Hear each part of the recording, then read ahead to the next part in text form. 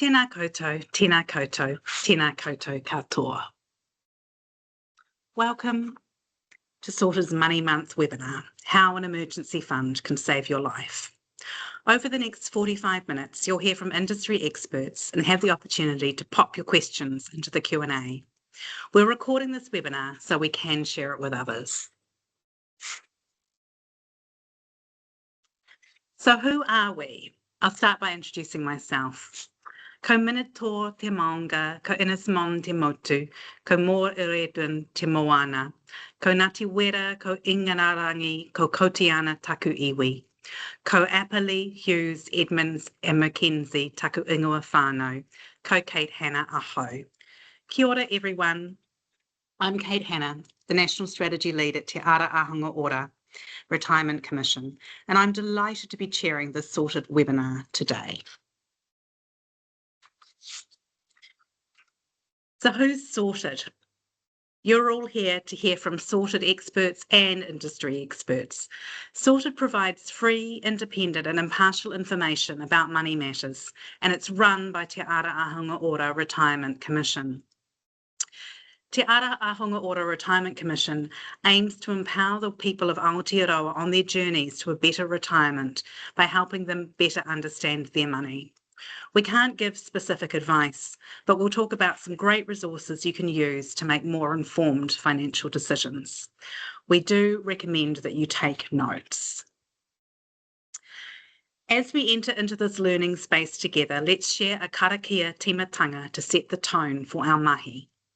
I'll ask the panel to join me on screen. Kia ora.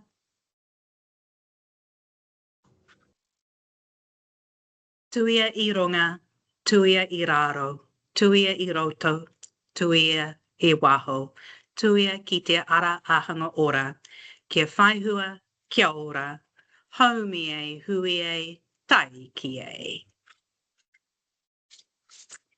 So let me introduce our fabulous panel and thank them for their time today. They're going to be a great resource for you all here in your lunch break, hopefully learning about emergency savings. So with me today, I have Tom Hartmann. Tom has a background in journalism and finance, and Tom's our Sorted and Te Ara Ahunga Ora personal finance lead. He loves the way our anxiety about money reduces when we get things sorted and how seemingly tiny little tweaks deliver big results over time. Also really pleased to be joined by my colleague and good friend from the National Strategy pool of partners, Vijay Farley-Naiker. Vijay's of Pasifika heritage and he brings over 20 years of leadership experience across lending, banking and tourism in both Aotearoa and Australia. He's kaihautū matua, General Manager of Ngā Tāngata Microfinance, steering that organisation's strategic vision, advocating for ethical and accessible financial solutions that empower and uplift whānau across the motu. We're also really delighted to have with us Ange Smart.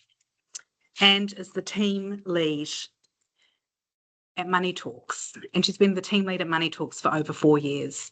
She has got a background of working for over 20 years in finance in the private, NGO and charitable sectors, so there's not too much she hasn't seen in this space. For her, it always comes back to the people and how we can help those around us enjoy life and be there to lift up others when times are tough. And there's been a lot of that recently. She lives in Tauranga with her husband and 2 teenage girls who keep her far too busy being their personal Uber. I'm delighted that I've just moved out of that phase of life and they are driving themselves now, Ange. Last but not least, we have Todd, who's Head of Customer Engagement at ASB. He's a personal finance fanatic and he's got the privilege of leading the financial wellbeing and inclusion team within the personal banking division at ASB. In this role, Todd's responsible for setting ASB's financial wellbeing strategy, developing tools and experiences that help customers access guidance and advice, and helping customers understand and take their best next step to improving their financial wellbeing. So we've got a wealth of expertise here with you today, and it's we're here for you, so please do jump in there into the Q&A, ask questions, make comments. We'll get to those at the end. It's wonderful to have you here as the audience. Today we're exploring why emergency saves matters, how to build them, and what support is available if you're struggling to get started. So what I'm going to ask you first, as our fantastic panel, is kicking off with Tom. What is it that an emergency fund does for you? Kia ora.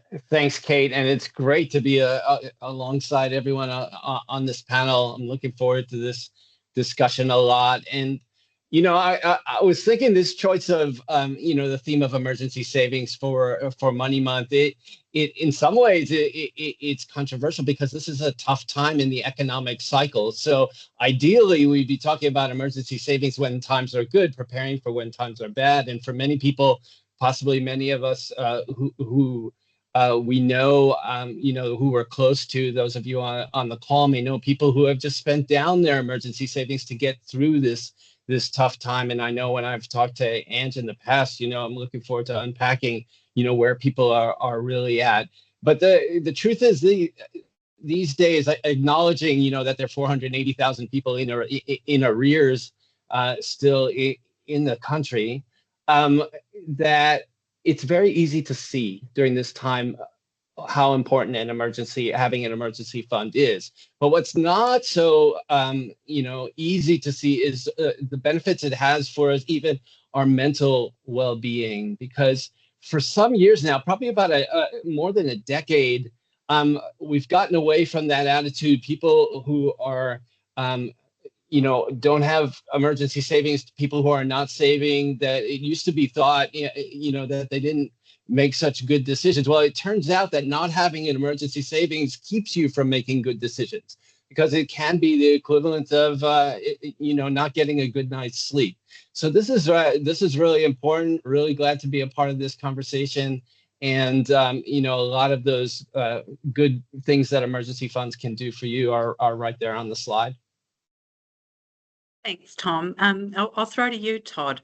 What do you see from a banking perspective as the really critical thing that emergency savings do for whānau, for people here in Aotearoa? Yeah, it's such a good question. So from our research at ASB, we do a bunch of financial wellbeing research, and we've found that having money to fall back on in hard times is actually one of the most important things that people can do to improve their overall financial well-being. And like Tom said, it's a really important psychological, almost first line of defense. So when people don't have emergency savings and something happens, it can be a really tough knock to their confidence when it comes to managing money. And so it can also be very easy, if you don't have emergency savings, to fall back into a debt spiral, especially if an unexpected expense occurs and you're needing to go into more debt to cover that costs. So we think of it as like the first line of defense to stop other flow-on impacts of unexpected one-off costs. Oh, thanks, Todd. That's really, I love that first line of defence. An apple a day keeps the doctor away kind of way of thinking about this. It would be great, Ange, to hear just quickly from you as we start off this conversation, this kōrero, about what you think is the critical meaning of emergency savings for people, for our whānau here in Aotearoa. Hi, kia ora. For us, it's about that ability to have choices and to not have to access high interest debt as a way of trying to get through the next emergency. And as much as we'd like to think that, oh no, everything's a little bit sorted, we're all okay at the moment, it's amazing how, in this life, things just keep on getting thrown up at you, and there's the next bill, the next appliance, the next camp or something like that there is always around the corner. And our whole goal, especially at Money Talks and from a FinCap perspective, is to really try and stop people from going to a high interest, very quick debt as a way of being able to cope with these issues. Thanks, Ange. And Vijay, again, just thinking about the meaning of emergency savings and what you see it, how it works in your space for the people that you work with.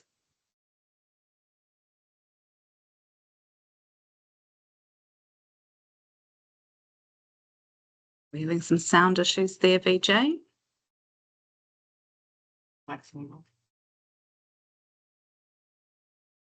His mic is. Sorry, I'm back. Just had some technical issues. Thanks for the questions. So with our space, we generally see people, struggling, and then they get high interest debts. And it's just a cycle that just keeps on happening. And, if we actually have a little bit of savings, then they wouldn't be approaching those high cost lenders when, unexpected happens. And to celebrate like small wins, even if you start with like $5 a week, putting into a different account that you don't touch, unless it is for something that, popped up, like a car repairs or things like that. But yeah, we're seeing a lot of people at the moment with no emergency funds at all that comes through our services. Thanks for that, Vijay. So, what we're hearing is that there is a really positive and really critical psychological and well-being benefit of having access to those emergency savings. And they're also a really protective element in preventing further actions and activities that then lead to increased financial instability for whānau and for people. So like Todd said, the first line of defence. So really, really great that you're all here today to listen to this kōrero about what we should do. So I guess the next question I'm going to throw out there is a really important one around how much should people save? And so, Ange, I'm gonna flick to you first. How do you talk through with people what realistic goals are for people with lower incomes who might be contacting Money Talks and using your services? I think one of the things to be aware of is that you cannot budget your way out of poverty. And so one of the things that we would really encourage people is, if the idea of, saying start with $1,000 just seems so unrealistic because your budget doesn't even come to zero, that is when we would recommend going and having a chat to a financial mentor, because a lot of the times in Aotearoa, we have massive debt issues, and a lot of them is that they are unaffordable, that they should never have been lent in the first place. All those things, that money that could be going towards this emergency fund, are going to pay off debts. And so what we would really encourage is, if the idea of $1,000 at even $10 a week just isn't realistic because you don't even have that $10, is that we'd really recommend getting in contact with us so that we can help you find a local financial mentor who will walk through those steps with you, will renegotiate debts, and then work with you to make that emergency savings. And that is one of their key focus areas, because we understand how much of an impact it has on your wairoa, your entire being, being able to know that you've got this behind you. Awesome. That's wonderful to hear that, that we have these resources available and that we can start from any point on the journey. So Todd, I'm going to flick to you. What are some of the rules of thumb from a bank perspective on saving? And obviously we do talk about starting with 1,000, but what's realistic? What have you seen? It's a tough question, because as Ange said, $1,000 to some people might not seem that much. To others, it might seem near on impossible. And I've also heard, the ideal of saving 3 months worth of expenses, and that can seem really overwhelming as well. So I think actually the psychology of goal setting tells us that setting clear and achievable goals means that we're just more likely to reach them. So I reckon the most important thing is to start with a number that feels achievable for you and build from there. People are also really motivated when they can see progress towards their goal. It's called the goal gradient effect. So breaking your overall target into smaller goals can also be very motivating. Starting with 10, 50 or 100, every little bit helps. And it's about really building that habit and getting momentum. And we've seen from our research that even a small emergency savings buffer can be really significant in reducing that overall stress. So from a bank's perspective, or from my perspective, it is just get started with whatever you can do right now. Yeah, that's awesome to think about the fact that part of the process of the emergency savings is getting into that habit and creating those behavioural changes that really help us as whānau and as individuals reap the benefits of having that reward of having that buffer. Tom, I'd be really interested to hear from you around that. I know you've got some insights and thoughts about how we see that financial change. Yeah, definitely. Just to say, I mean, the $1,000 is sort of helpful because it's an easy round number to remember, but it also harkens back to that first point there, that if you really think about a lot of things that can happen, that unexpected trip to the dentist, to the vet, to your car mechanic, $1,000 is going to cover you in a lot of those situations. But I mean, if you don't have a car at this moment, you're running less risk. You might not need that, to replace all the tires on it if it fails the WAF or something like that. So everybody, I'm really working on I'm really cognizant of people being in very different situations. And so even $5 of emergency savings, if you think about the person who's stranded somewhere and just needs that extra $5 on their bus or transport card just to get home or something like that, can make all the difference in the world. So, but back to the goal thing, I think here, even if someone sets up a separate account and there's nothing in it, that's a huge first step. Just to have, that first thing in place. Lots of times, if you want to set up your gym habit, even just turning up at the gym and doing nothing and then going back home is a great way to just get started and get in the rhythm of, in this case, putting money aside for an emergency. That's so insightful, Tom. Yeah, I love that idea that even the act of setting up that separate account. So I'm just going to throw to you, Vijay. We've got a question from the audience, and it's around what are some ways to get it off the ground with an emergency fund when you're still trying to pay off debt? What are some ideas that you've got from your experiences?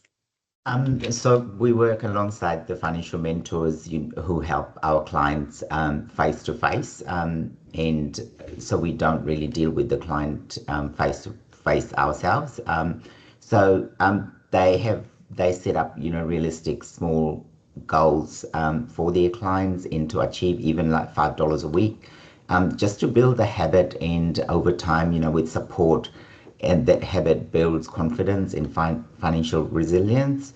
And just working with the financial mentors, trying to reduce those debts, making payment arrangements that might work, and when affordability is there, get in touch with us, and we can have a look at how we can help the client to pay off the debts that they have, and then that would avoid the high interest as well. So that gives them a buffer to engage with saving and working with the financial mentor till they pay the loan off. Vijay, so I think what I'm hearing, and it's really great to have both Vijay and Ange on this call, working with people who are experiencing hardship at a time where we know that there is a lot of hardship around, that there are financial mentors out there who are there to walk alongside with you and your whānau to get you on the right track. It's so fantastic to have that voice here, as well as the wider voice as well. So I guess I'm going to flick now to our next set of questions, and really thinking about why emergency savings matter, why they're so critical to how we engage and what we do. So what I'm really keen to hear is some life stories, some experiences that you've had when people have had an emergency fund, when they haven't, the real life stories that we all know and experience. Would be great to hear some of those. Obviously, completely confidential. So some generic stories, being aware of where people are working. And I'd love to hear from you about some of the things that really make a difference. for people? For them, it's knowing that they've got someone in their corner. And I guess this is where, Money Talks and Ngā Tāngata from, an NGO space is really, really helpful, because for us, we can see when people are starting to get really, really stressed is when they start reaching out in the middle of the night. And we all know that when you don't have an emergency fund and you're sitting there going, how on earth am I going to pay for this power bill? I've got debt collectors knocking on my door. I just don't know how I'm going to get through this next tranche of bills. And so you're up in the middle of the night and you are worrying, because that is a human response. And the hard thing then is that you're not being usually present for your partner or your kids, or even just for yourself. And then your health takes a dive and all that kind of stuff. And so for us, when we start to see people reaching out in the middle of the night, which is far more common than I would like to hope for, is for us is a really big indicator. And so that's when we kind of get out in our social media world and stuff like that, and encouraging people to communicate, because we can see that lack of emergency fund is when people start to go, I just don't know where else to turn. And so for them, being able to have someone who they can't see, we're not going to judge. They can reach out via, call, web chat. It doesn't matter if English is not your first language. We have access to translators. That ability to share what is actually usually pretty whakama, and talking about money. As Kiwis, we are just terrible at it. And so for them, once they kind of get it off their chest and realize that, to be honest, in our communities, this is far more common than we'd like to think, and realizing that you're not alone, and being able to communicate with us that we can find that financial mentor, that they're going to build up that emergency fund, that, when that dental bill comes in, it's not going to rock them to that same extent. And we have seen people leave the end of our phone calls and go and, chat to financial mentors and come back to us and just tell us how much of a difference it felt having someone in their corner, because they'd never had that before. That's so awesome. And I think, that idea that you are there when people are really, really desperate. And it just, what I hear a lot in my work in the national strategy space is about that sense of whakama and how people don't talk about things early enough. And so I think one of the things we really want to highlight is that the sooner you talk to your bank, the sooner you talk to people who can help you, the more likely you are to have good outcomes. And when we can talk about these things and feel safe. Yeah, so Todd, talking about banking, what are some of the what are some of the things that you've heard in your experience in your financial inclusion and financial wellbeing work? Yeah, so unfortunately, I don't have the privilege of working in the front line, but our team works really closely with our team of community bankers who work with a really wide range of communities every week. And they share some really awesome stories. And I'm going to share one perspective that we've heard recently that kind of helped reframe what emergency savings means to me. And it was around how rainy day savings can look different in other cultures and circumstances. For example, in Te Ao Māori, it's not just about the individual, it's actually about manaaki.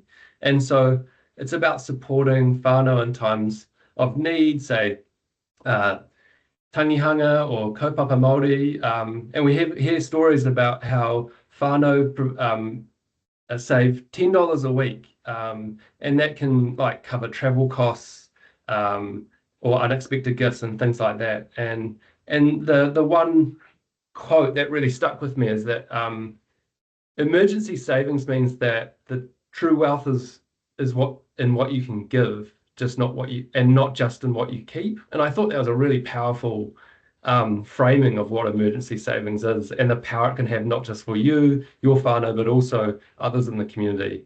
It was kind of quite inspiring, I think. Yeah. Oh, no, that's awesome. That's such a beautiful way of thinking about it, and it'll be really important when we move on to some of the other things. I'll come back to that, because we do talk in the sector a little bit about how sometimes it's hard for people to spend their emergency savings in an emergency because they've worked so hard to collect them together, and actually thinking about it as the ability to give is such a great way of thinking about what constitutes an emergency and how we then go back to building it up again. Thanks, Todd. That is an awesome way of rethinking what it means to have those rainy day funds, those emergency saving funds. I've heard them called other things like FU funds, all sorts of things they can get called in people's banking worlds. So Vijay, any stories that you'd like to tell from your perspective about how emergency funds have helped people, or when not having emergency funds have really hindered people? We've been working with one of the clients that has engaged with a financial mentor for the last 5 years, and she did come to us and didn't have a buffer in her budget to do anything within, like we couldn't help her at that stage, but she kept on going back to the financial mentor, working with the financial mentor, and then they submitted the application. And we approved the loan because, we can see that the client is engaging and coming forward with all her debts that she had. And then we actually caught up with her a couple of months ago and found out she's paid all her debts, and now she doesn't even touch any credit card buy now, pay later programs. And she still engages with financial mentor every month, not just because she doesn't have any debts, but just to catch up with her and say thank you, for helping her to get through what she was. Because, as with our Pasifika community, it's very hard to kind of talk about money, and she was in that space back then, but now she is actually going out there talking to her family about it. Like, if you can't reach out for help, then no one would be able to help you. And these are all the things that our amazing financial mentors do on a daily basis, and to guide the clients through. And a lot of the clients have actually gone back to having at least $5 a week in their bank account, which they're not touching, and that's kind of for their rainy days. So it's a good to see that some of the clients are making some great decisions, but we do see a lot of our inquiries come after 10 p.m. and that's when people are getting stressed from the day, if they're working, coming home, looking after kids and all that. Our inquiries have picked up as well over the last 12 months because of all the hardship that we see. Thanks, Vijay. I mean, it's so powerful to hear those stories. Hopefully you saw the amount of reaction emojis, etc., that were coming through in the webinar. People really resonates to hear those stories. And it's about relationship, and it's about journey, people being on the journey with each other and forming those relationships, and so that we can work together with that ultimate goal that we all get to have that collective whānau individual sense of calm and peace that obviously people who are contacting after 10 p.m. are not getting to feel. And so that's a real critical goal. I've got a couple of comments from the audience that I want to pull in here because they're looking so good. So we've got a comment here saying, I just want to thank Tom. After the 12th of August webinar, which is our previous webinar, I went and set up a savings account at another bank than my usual one, got a confirmation of all the setup this week, and the first deposit will go in next payday. So there you go. It's about taking that action, which is awesome.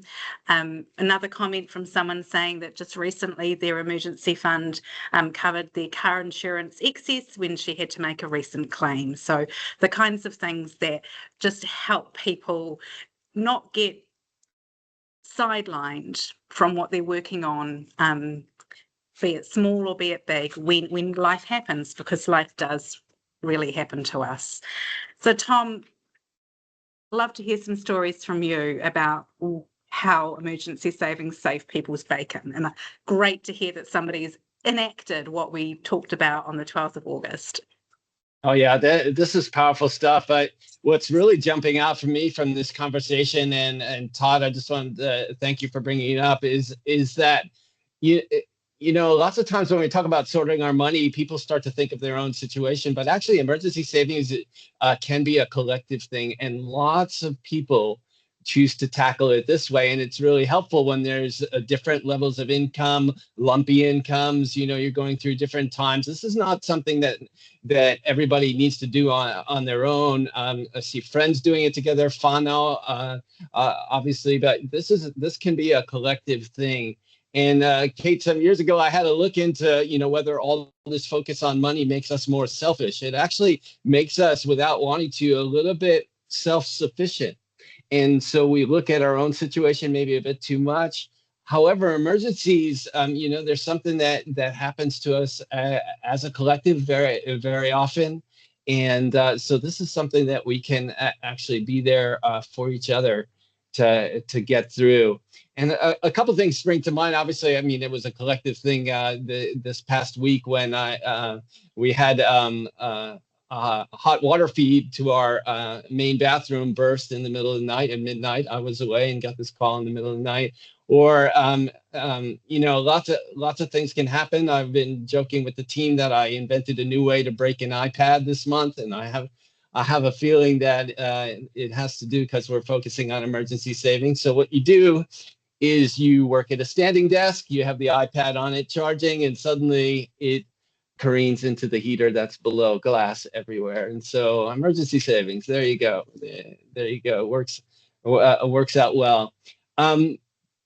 But really what I want to say is I'm a huge fan also of Money Talks and the work that they do, and having a helpline like they do. And you might not do it yourself, so I'm going to do it. Ready? 0800-345-123.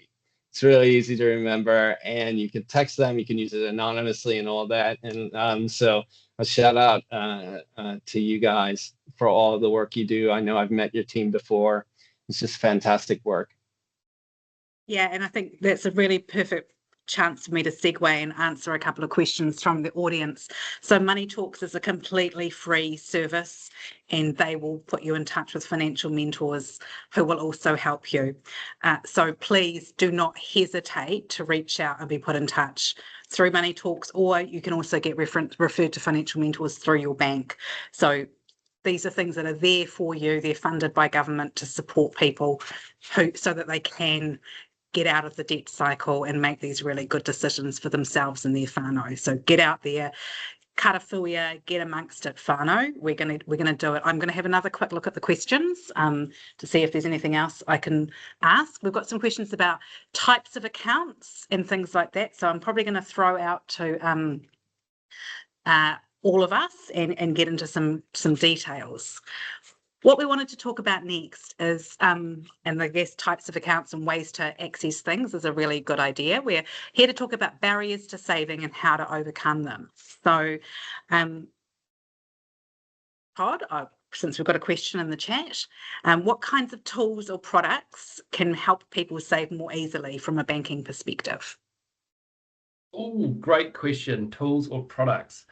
I'm going to keep it super simple because I think making your first steps towards setting up your emergency savings account should be super easy and simple. And so if you can set up a savings account, the next thing I'd recommend people to do would be to set up an automatic payment. Now, why do we do that? There's a bit of behavioral science going on in the background here, and we want to harness the power of defaults. So shift from saving what's left over to paying yourself first. And so if you can pay yourself first and then spend what's left over, that's a really powerful behavioral or attitudinal shift. And so you're not just relying on willpower to save, it's kind of a set and forget. And I'm going to cover off two more quick tools that you can do. One is try naming your account. It might sound simple, but adding a label adds this kind of like psychological ownership, and that reduces temptation to dip into your savings. And the last thing that I've seen work really powerfully is hiding it, or even, I think it was mentioned before, having it with another bank. Hide it so you don't see it. That means you're just less tempted to see, that increasing balance, you're making progress.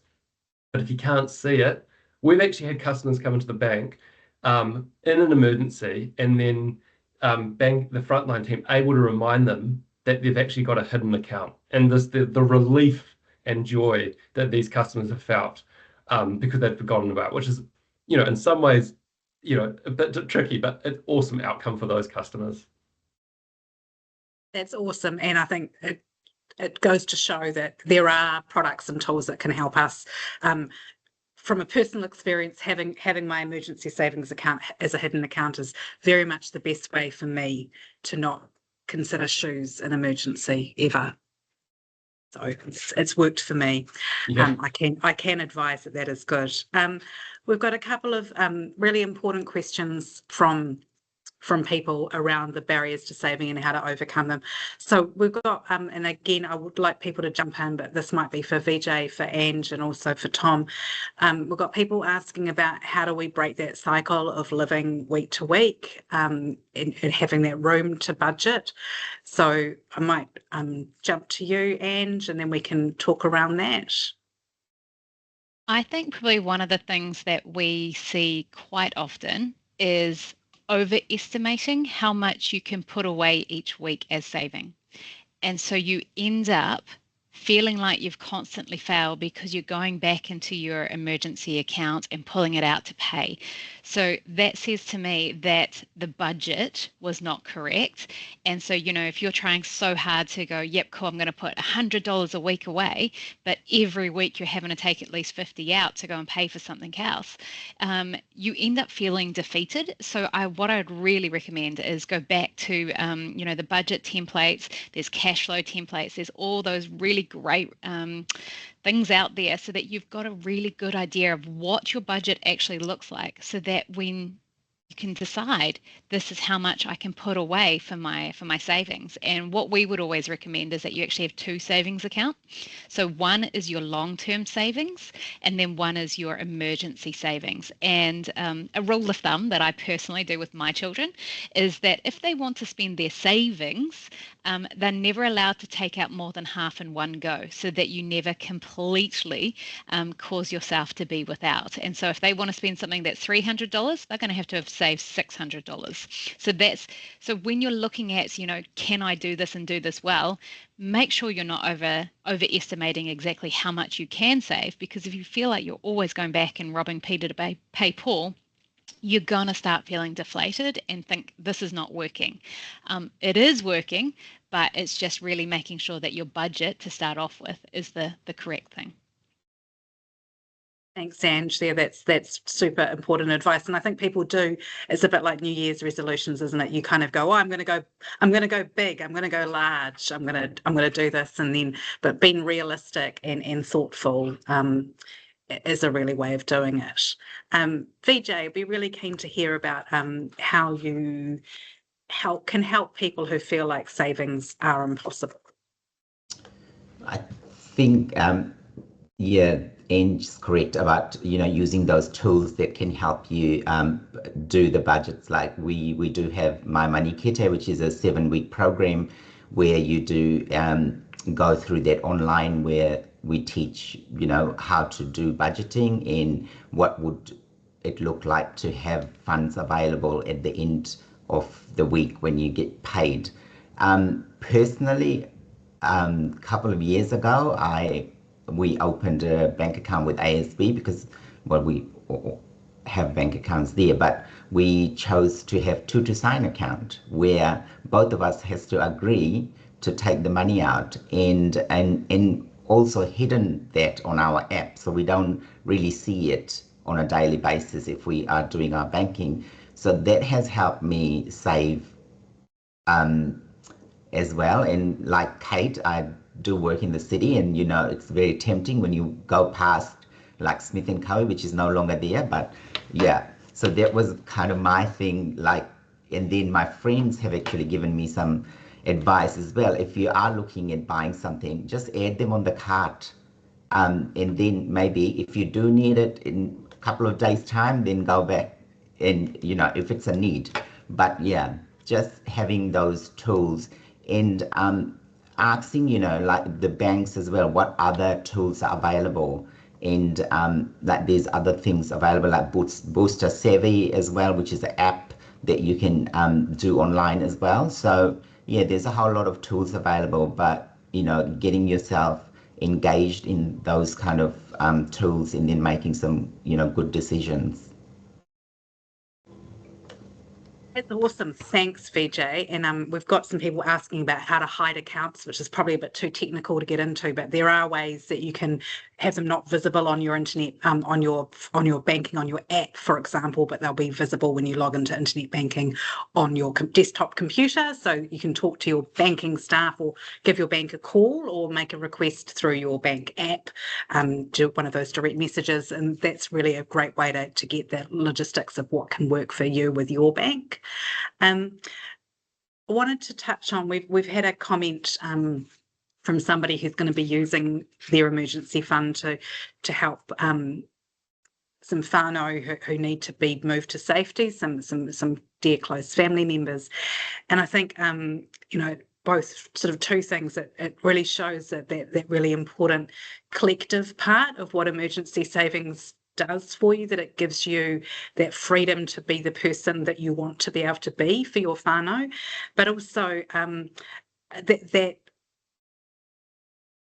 having the emergency fund and holding the emergency fund is really important, but we also need to spend it. So I just wanted to sort of talk, Tom, about that thing about spending the emergency fund and building it back up again. Yeah, thanks, Kate. A couple of things here. I'm really glad Todd is on the line, because just wanted to say that automatic payment thing is probably the only reason why I'm good with money at all. You know, if you can automate things, that is really going to make a difference in this emergency savings space. And what we've been finding this month in a lot of the conversations we're having is people start to get focused on, that emergency savings account and how much interest does it have or anything like that. So just to make it really simple, like, it's not important at all in this case. It's much more important that it be separate. Kate loved that trick about not putting it on your app, but it's only available when you log in. Essentially, what you're looking for is friction towards getting towards when you're pulling it out. But then I think there's also some anxiety about spending an emergency savings, because once it starts to build up, people can start to get nervous about actually tapping it. But remember, you almost have to give yourself permission to spend it sometimes, and remember that it's there for that. My daughter, just like 2 weeks ago, she was filling up the air in her tire. She's 22, just getting started owning a car, and she discovered that there's a nail in her tire, and she was right there. And so she had to pay $50 to get it fixed right on. Luckily, they could do it right on the spot. And it was great, because the next day she had to work on a film project. But I reminded her, I said, so did you take it out of your emergency funds, which she has? And she had forgotten all about that she had it. She was like, oh, so that's what that's for. So there's really what we're talking about in being resilient is having money at the ready if it's needed, and so it needs to be liquid. It doesn't need to be locked away for long periods of time or anything like that. But it is good that it's out of sight, out of mind, so that you have that aha moment, like my daughter did. Hey, that's what it's for. And she promptly took that $50 out of her emergency savings account, felt much better. Well, thanks, Tom. And I think we're getting towards the end of our time, but I'll keep asking a few more questions. We want people to get some takeaway tips and tricks. And I have got a request from earlier on in the session. Somebody was asking about how to build backwards. So start with how much you need to spend and then build backwards. So maybe that could be something that Tom could pick up on when we're doing the takeaway tips and tricks.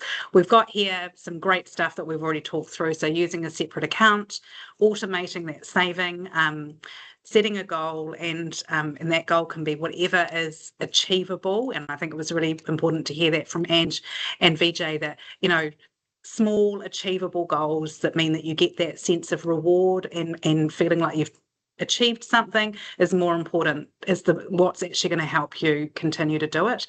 And I love the idea of making sure we celebrate wins. So for that whānau member who's going to be able to look after their whānau, we're celebrating with you right now, e hoa, that you're going to be able to do that and spend your emergency fund on keeping them safe. Good on you. Celebrate that win. So Ange, any tips, takeaway tips or tricks, actions that people can do this week to help themselves out in their whānau? Sure. I do love what Tom said about making sure that your emergency savings are liquid. I would like to reiterate, and this is from maybe my old financial advisor background, shares are not something that you want to have your emergency savings in. We've all seen shares go up and down. That is something that you want to look at for the next 10 years. So please do not use the likes of Sharesies or anything like that as a place to put your emergency fund. It's definitely having it in an account. So it's not something that you think that you'll sell quickly to get the money. No. It does need to be liquid. And I know people do it with good intentions, but old finfluencers and everything like that we're seeing on social media, please be really careful about where you're getting your information from. And I just think just start, do the things like, even if you know that you've got groceries this week, do your grocery shopping online. And I know people think, I like going there, but there's something about seeing that money, as you spend it, and you're actually watching, and it's much easier to be able to say, oh, I'll just take that out of the cart when you're doing it online versus when you're actually at the supermarket. And if your budget was $300 and you've only spent $250, go and put that $50 and start that emergency fund. Start doing that thing. Find your little gaps and wins and just put them away. And please, if you do happen to be one of the lucky ones that gets a wage increase, if you're already living well right now, please look at just putting that straight away into savings, and always know that you can contact us at Money Talks. We are here for you. We are here to be the non-judgmental aunties that, we've got no skin in the game. We're not there to sell you anything other than listen to you, advocate for you, and find the right place for you. Kia ora. Thanks, Ange. Vijay, takeaway tips and tricks for whānau. I think I agree with Ange. Getting in touch with a financial mentor and start your journey while you can. If you've got high cost debts that is, weighing you down to make other payments like your rent or electricity bill, all these little things would help you in getting understanding about your budget as well. I had a shocking time during COVID. When I did my own budget, it wasn't pretty. So understanding, how much you spend money on with the tap and go at the moment, we just keep on using our cards, but we're not controlling our spending. So just looking at your own spending through your bank statements or doing a budget yourself, that would help. And definitely get engaged with Money Talks, and they will refer you to a financial mentor. And then we work with the financial mentor to help the clients that are struggling to meet those high cost lender debts. Vijay, it's so good to know that there are these services out there that are there to support whānau to get there on their journey. Todd, some last takeaway tips and tricks before we close off the session. To be honest, the panel has been on fire so far. There's not a whole bunch more to add. But what I would say is I love the idea of just getting started. So Tom, just picking up and emphasizing what you said before, even if you're just setting up the account, you've made an action, which is one first step of progress. Vijay, just want to emphasize what you said around budgeting. That's a foundation for all financial well-being, financial health. I think you mentioned before as well, Ange, if you don't know what you've got spare, if you haven't done the hard work in the budgeting, it's hard to actually set a goal around the emergency savings. So I would start with a budget and then create an account and an automatic payment, and then I reckon that should set you up pretty much on your way. Awesome. And I have to say, we've actually already got people in the chat saying that they've already set up an AP while they've been on the call, folks. Awesome. So it's just fantastic. So awesome to hear that. Tom, any last takeaway tips and tricks before we close off? Yeah, definitely. Look, I'd be remiss if I didn't mention that we've got our budget planner on sorted that makes it easy to make a forward plan on where your money is going and how much you can safely set aside at the beginning of each pay period for emergency savings. I mean, to Todd's point, perhaps it's the most important thing here is that concept of paying yourself first before you pay everyone else, before the marketers get to you and work for your share of your wallet, or you know, make sure you're paying yourself first, that you're stashing cash away. Love this point about it leads to peace of mind. And a lot of these services are complementary. I mean, it's great to be on the same side with Ange and just say we're here for you in a non-judgmental way. If there's anything we could do for you, you know, if you want to write into Sorted, you know, happy to help there. We've got tools and resources for you to do this, and also to tackle it, you know, collectively. And that's and it's really great to know that Ngā Tāngata, for example, is there with real life solutions for people in given situations. It's just fantastic to be with you all on this panel. Yeah, what a powerhouse panel. I know I am a bit an emotional person, but I've been genuinely nearly brought to tears several times while having this conversation with you all, and hearing those stories from our whānau online. So it's such an important topic. So grateful to our panelists and for everybody on the call for joining. We've got some really easy, like, just get started, open that account. If you are struggling, you know where to reach out to. You can reach out to Money Talks. We've got all the free stuff on Sorted that people can look at. Reach out, and obviously your banks all have teams like the team that Todd leads up. So we've all got teams that are there to work with you on your financial well-being and making sure that their customers are looked after and are thriving. So let's all go out there and do that, and thinking about that wonderful future where you're all going to have that peace of mind to be able to do what one of our callers has said he's going to do this week, which is look after his whānau. Start small, stay consistent, make it achievable, and reach out for support when you need it. We are all in this life together. Ngā mihi nui, and do take